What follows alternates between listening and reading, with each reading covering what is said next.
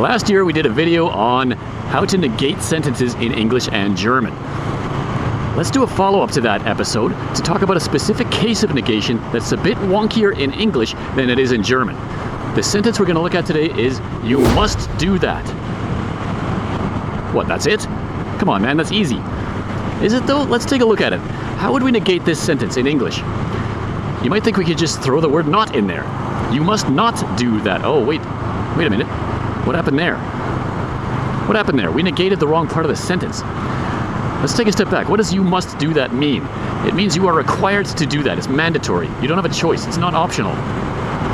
What I wanted to do there is negate the mandatory aspect of that sentence. But what ended up happening when we threw in the word "not" is that we negated the do part of the sentence. You must not do that. It's still mandatory. I'm still telling you what you are required to do or required not to do in this case. You still don't have a choice. So there's two verbs in that sentence. Must is a modal verb that is modifying the main verb do, and when we throw the word "not" in there, it negates the main verb do. You must not do that. Okay, but that's not what I meant. So how do we negate "must" there? Well, let's take a look at "must." It's kind of a weird word. It's a modal verb in English. What's the infinitive of "must"? You don't say "to must." And how do we conjugate this into past or future tense? You wouldn't say "he musted do that yesterday" or "he will must do that tomorrow." Those don't work in English. So where do we get "must" from? Well, let's look at German for a second.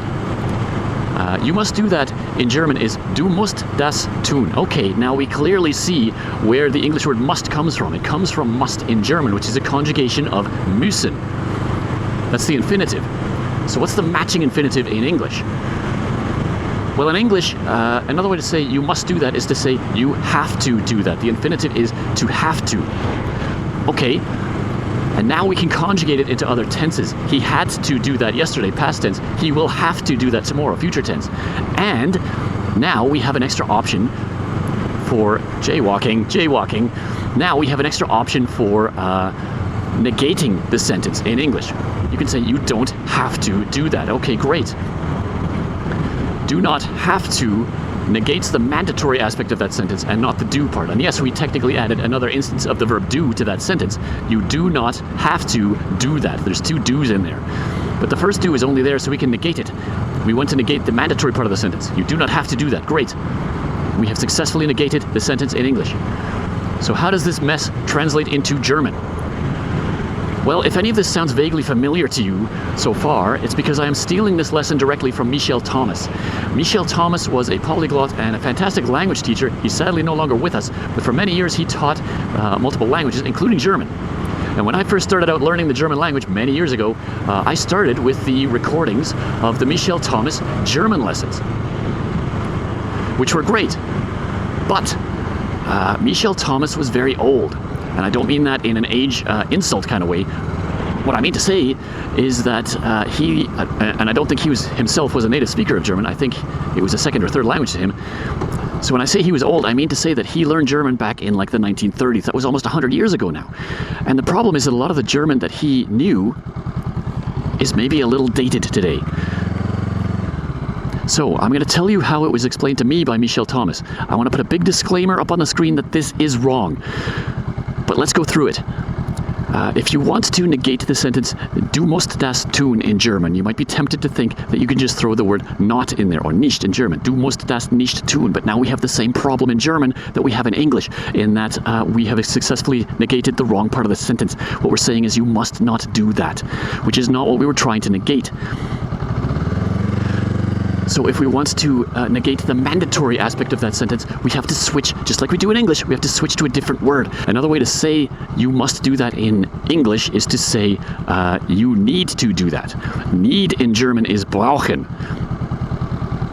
So you can say "Du brauchst das nicht tun," which is literally "you need not do that." And now, hooray, we have successfully negated the mandatory part of that sentence in German. Except that that's wrong. Every single German person I have spoken to since I first learned that has expressed confusion when I say that to them. When I explain that to them, because "Du musst das nicht tun" in German is a perfectly valid way of saying you don't have to do that. We are already negating the mandatory part of the sentence, not the do part of the sentence. Okay. Du brauchst das nicht tun is an option, and it's interchangeable. You can say du musst das nicht tun or du brauchst das nicht tun. It means pretty much the same thing. You don't have to do that. You don't need to do that. Great. Okay, so if du musst das nicht tun in German already means you don't have to do that, that's great, but the next logical question then is, how would you say in German, you must not do that? What if I want to negate the other part of the sentence? Well, this is where it gets a little confusing because in German we switch to a different verb to express that.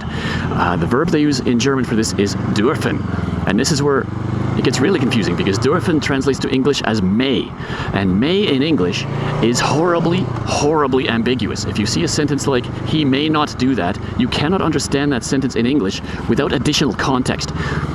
Because the word may there is ambiguous. It could mean he may not do that in the sense of he's not allowed to do that. It could also mean he may not do that in the sense of he might not do that. May can either mean is allowed to or might. To disambiguate this in English, you'll sometimes use the expression he may or may not do that. May or may not means might. Okay, dürfen in German means may in the sense of is allowed to. So for example, in German you can ask someone, darf ich das probieren? May I try that? Or can I try that? Can in English is also ambiguous and it's often used in place of may. So can I try that and may I try that would both translate to German as darf ich das probieren?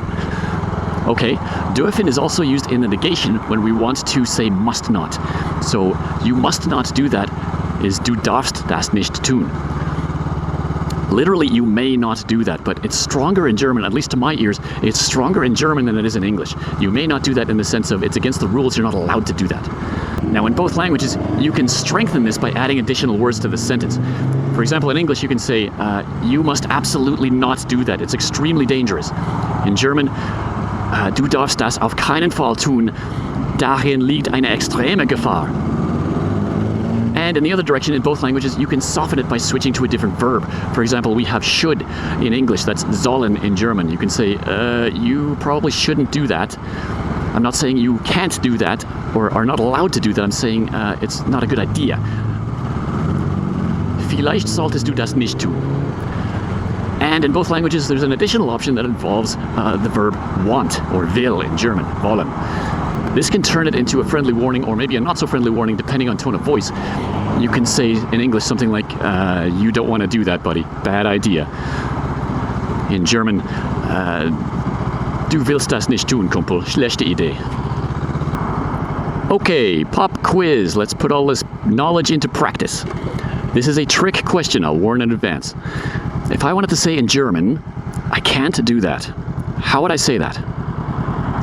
Hit the pause button if you need more time. Hit the pause button if you need more time. This is a trick question. The correct answer is it depends. It's ambiguous in English. There's multiple possible translations depending on what you mean. Let's go through them. The most simple, straightforward translation of I can't do that into German is ich kann das nicht tun. Kann nicht means unable to. For example, somebody comes to me and says, hey, can you drive your motorcycle to the planet Jupiter? I can honestly say, no, I can't do that. This motorcycle is not physically capable of that. It's not possible. I'm unable to do that. Ich kann das nicht tun. Great. I will give you full points if you got that because it is correct. But there's another possible interpretation here. I can't do that can also mean I'm not allowed to do that or I must not do that. For example, somebody comes to me and says, hey, can you lend me your boss's car for the weekend? No, I can't do that. I mean, maybe I'm able to do that. Let's say I know that my boss keeps a spare set of car keys in his desk drawer at work.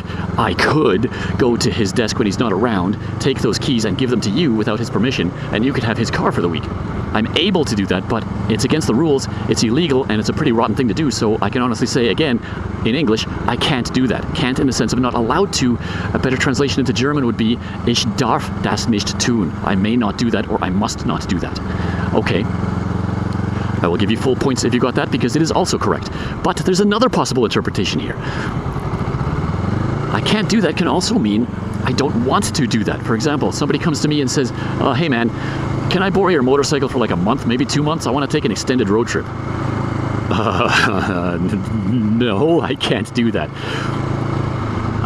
Can't there doesn't mean unable to. Of course, I'm able to give you the keys. Can't there doesn't mean I'm not allowed to. It's my motorcycle. Of course, I could lend it to you for a month if I wanted to. Can't there means I don't want to. A better translation to German would be ich will das nicht tun. That's probably a little direct, but it's also the truth. I can't do that, man. In the sense of I can't bring myself to do that. I can't do that, man. Be reasonable. Ich kann das nicht tun, mein Freund. Sei vernünftig. So, if you got all 3 of those correct, congratulations, full bonus marks. That's awesome. If you didn't get all 3, don't feel bad, because this is an excellent illustration of how even a simple seeming sentence can have multiple and sometimes surprising translations once you dig into the context in which it is meant.